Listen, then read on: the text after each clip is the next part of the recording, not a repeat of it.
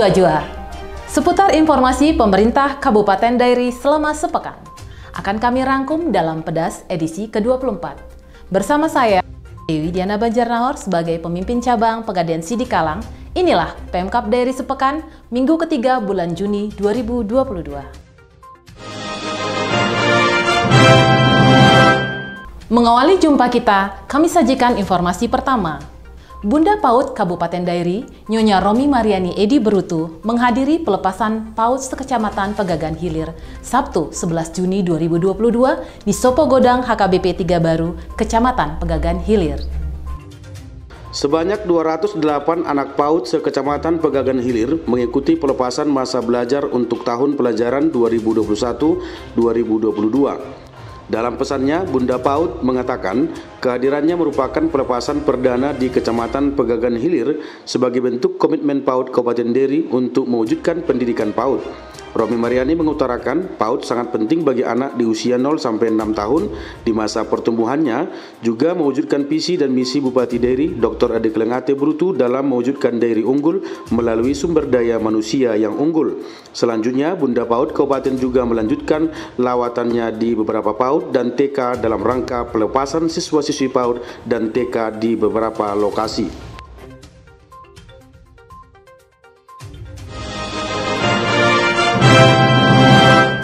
Informasi selanjutnya, 17 calon haji asal Dairi mengikuti acara tepung tawar dan pelepasan calon jemaah haji Kabupaten Dairi jelang keberangkatannya ke Tanah Suci, Senin 13 Juni 2022 di Balai Budaya Sidikalang. Sebanyak 17 calon jemaah haji asal Kabupaten Dairi diberangkatkan sekaligus ditepung tawari oleh Bupati bersama unsur Forkopimda, Kepala Dinas terkait, Ketua Tim Penggerak PKK serta para tokoh masyarakat Muslim lainnya. Tradisi ini sudah menjadi tradisi turun-temurun sebagai ungkapan rasa syukur bagi haji dan hajah untuk memberi doa restu agar para calon jemaah haji mendapat berkah di Tanah Suci. Dalam pesannya, Bupati mengatakan walau sudah mendapat 3 kali vaksin komplit, calon jemaah haji harus senantiasa menjaga kesehatan selama di Tanah Suci. Sebanyak 17 orang yang terdiri dari pria 7 orang dan perempuan 10 orang berangkat bersama rombongan dari Labuhan Batu dan Kota Medan hari Rabu 15 Juni 2022 menuju Madinah dan kembali ke tanah air hari Rabu 27 Juli 2022 mendatang.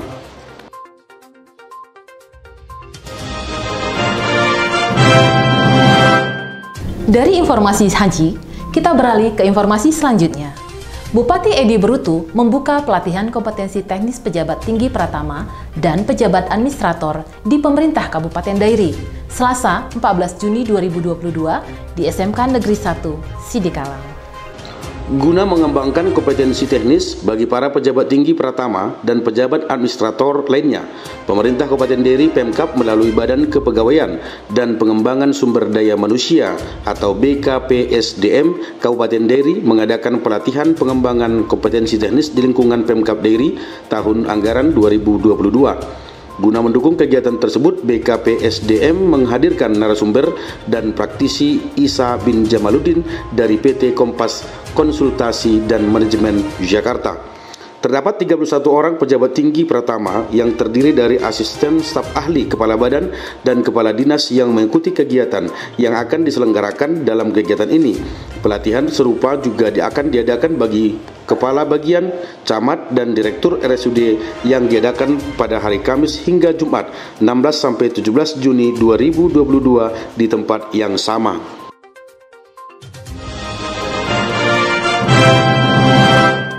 Kementerian Pemberdayaan Perempuan dan Perlindungan Anak melakukan verifikasi lapangan hibrid evaluasi Kabupaten Layak Anak bagi Kabupaten Dairi tahun 2022, Selasa 14 Juni 2022 di Balai Budaya Sidikalang. Dalam mewujudkan Kabupaten Layak Anak, pemerintah Kabupaten Dairi terus berbenah untuk memenuhi kriteria menuju KLA, salah satunya dengan mengikuti verifikasi lapangan hibrid atau PLH, evaluasi Kabupaten Layak Anak yang dihadiri oleh Bupati Dr. Adekleng Ate Berutu dan diikuti secara virtual oleh Menteri Pemberdayaan Perempuan dan Perlindungan Anak, diwakili Deputi Pemenuhan Hak Anak, Asisten Departemen Pelayanan Anak yang memerlukan perlindungan khusus Kementerian PPA, Kabid Perlindungan Hak Perempuan dan Hak Khusus Anak Dinas P3A Provinsi, tim penilai independen Forkopimda Kabupaten Deri, Wakapolres Deni Boy Panggabean, dan Kasih Intel Kajari Deri. Sementara dari Kabupaten hadir Kepala Bapeda sekaligus Ketua Gugus Tugas Percepatan Penurunan Stunting Charles Bancin, Kepala Dinas P3A P2KB Dr. Nitawati Stohang, Kepala Dinas terkait, Camat dan Kepala Desa, Ketua Tim Penggerak PKK Romi Mariani Edi Brutu, lembaga masyarakat seperti aktivis perlindungan anak terpadu berbasis masyarakat atau PATBM, insan pers, dan undangan lainnya. Usai kegiatan, Bupati menyampaikan rasa optimisnya bahwa lewat tahapan verifikasi ini, Kabupaten Deri akan bisa memasuki era baru. Beralih ke informasi selanjutnya. Untuk meningkatkan kompetensi dan uji sertifikasi kompetensi profesi bagi alumni SMK, D1, D3, dan D4, bidang teknik informatika dan komputer, pemerintah Kabupaten Dairi bekerjasama dengan Balai Besar Pengembangan Sumber Daya Manusia dan Penelitian Kominfo Medan mengadakan pelatihan Vocation School Graduate Academy selama 5 hari di Once Hotel mulai Senin 13 Juni 2022. Penguatan kepada para alumni sekolah TIK di tengah kesenjangan talenta digital Indonesia yang membutuhkan 9 juta talenta digital dalam 15 tahun ke depan mutlak diperlukan. Hal tersebut dikemukakan oleh Kepala Dinas Komunikasi dan Informatika Kabupaten Deri, Arianto Tinambunan, di hadapan 75 peserta pelatihan. Dan BBPSDMP Kominfo Medan telah memberikan pelatihan kepada 5.000 orang warga Dairi yang melek digital melalui program DTS tahun ini. Di antaranya 3.750 orang mengikuti secara daring dan 1.250 orang mengikuti secara luring. Andini Yolanda Tampu Bolon contohnya, mahasiswa jurusan Teknik Industri Universitas Diponegoro atau Undip, mengaku sangat bersyukur bisa bergabung dalam pelatihan ini dengan harapan akan mempermudah dirinya dalam mencari lapangan pekerjaan, di samping membantu mengembangkan dan meningkatkan skillnya.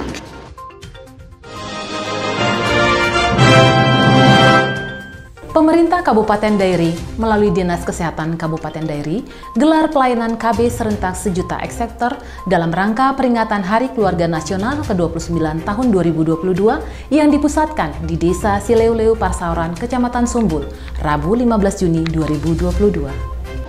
Pelayanan KB serentak sejuta akseptor atau PSSA dalam rangka peringatan Hari Keluarga Nasional ke-29 tahun 2022 yang dirangkai dengan praktek baik tim koordinasi aksi percepatan penurunan stunting serta pencanangan bulan imunisasi anak nasional atau BIAN dibuka oleh Bupati Dairi Dr. Dikelang Ate Brutu. Dalam sambutan singkatnya di depan warga, Bupati menyampaikan penurunan stunting penting dilakukan sedini mungkin untuk menghindari dampak jangka panjang yang merugikan seperti terhambatnya tumbuh kembang anak. Tidak berbeda dengan Bupati, Ketua Tim Penggerak PKK Kabupaten Nyonya Romi Mariani Edi Brutu yang melakukan pencanangan BIAN menyebutkan selama pencanangan BIAN hingga 1 bulan ke depan diharapkan orang tua segera membawa anak ke fasilitas pelayanan kesehatan terdekat atau pos pelayanan imunisasi untuk mendapatkan imunisasi rutin.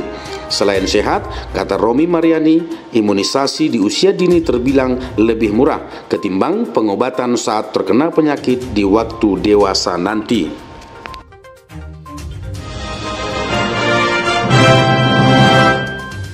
Masih informasi seputar dunia kesehatan.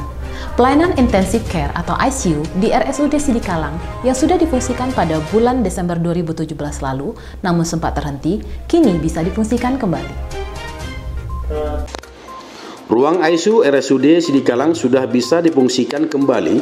Hal tersebut dikemukakan oleh Bupati Dairi Dr. Dikelang Ate Brutu saat melakukan soft opening aplikasi Sistem Informasi Manajemen Rumah Sakit atau SIMRS Khanza di Rumah Sakit Umum Daerah RSUD Sidikalang Kamis 16 Juni 2022. Dijelaskan pada awal Agustus 2020 hingga Agustus 2021, pelayanan ini sudah sempat dibuka dengan layanan pasien sebanyak 122 pasien, namun karena ada kegiatan rehab ruangan, pelayanan ini ditutup kembali. Seiring waktu, kata Bupati, RSUD terus berusaha mempersiapkan beberapa hal yang harus dipenuhi untuk membuka kembali pelayanan ICU yang sesuai standar dengan menyiapkan SDM seperti dokter spesialis anestesi, petugas ruangan. Semoga dengan peresmian ini SIM RS dan difungsikan kembali layanan ICU, maka akan lahir semangat dan tekad baru bagi RSUD untuk semakin memberi pelayanan prima di tengah modernisasi yang semakin kompetitif.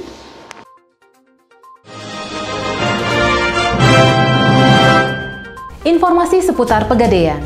Pegadaian di daerah Sidikalang yang berada di Jalan Boang Sidikalang sebagai kantor cabang juga memiliki kantor unit di Sumbul, Tigalingga, dan di BRI unit Salak Pakpa Barat. Dan saat ini telah hadir layanan Pegadaian di Kecamatan Selima Pungga-Pungga, tepatnya satu gedung dengan Bank BRI unit Parongil. Pembukaan resmi Pegadaian di kantor BRI unit Parongil telah dibuka pada tanggal 20 Juni 2022 dan dihadiri langsung oleh pimpinan BRI Cabang Sidikalang dan pimpinan Pegadaian Cabang Sidikalang yang dilaksanakan dengan pemotongan tumpeng bersama. Diharapkan dengan semakin dekatnya kehadiran kantor Pegadaian yang bersinergi dengan BRI unit Parongil ini akan semakin mempermudah layanan perbankan juga layanan Pegadaian di wilayah ini. Adapun pelayanan yang diberikan meliputi gadai emas, pembelian emas antam secara angsuran, pembiayaan pembelian kendaraan mobil dan sepeda motor secara angsuran, gadai BPKB mobil dan sepeda motor, gadai sertifikat tanah, dan saat ini Pegadaian juga telah membuka pelayanan kursus syariah. Pegadaian mengatasi masalah tanpa masalah.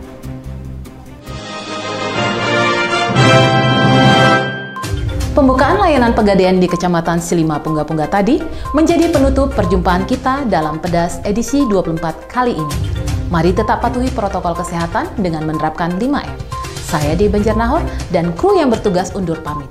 Sampai jumpa di Pedas edisi berikutnya. Jangan lupa like, share, dan subscribe channel YouTube dari Kap TV. Enjua-jua, Horas menjua-jua.